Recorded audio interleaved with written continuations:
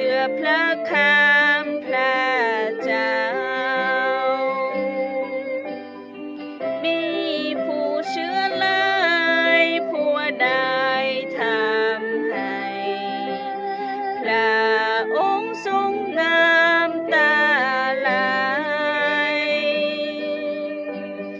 ว่าเชื่อพระเจ้าแต่ไม่รักพระองค์ดำเนินชีวิตตามคนท่านทำให้พระเจ้าน้ำตา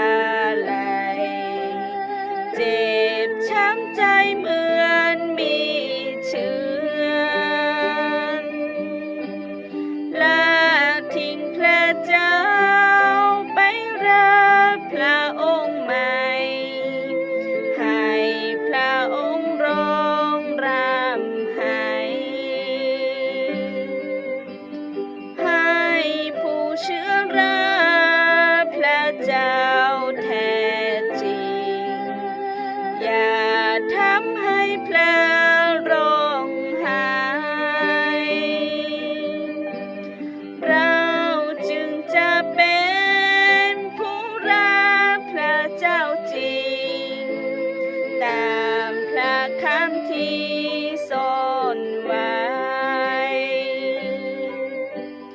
เชิญทุกคนที่พระเจ้าเลือกไว้ให้เราไปกัน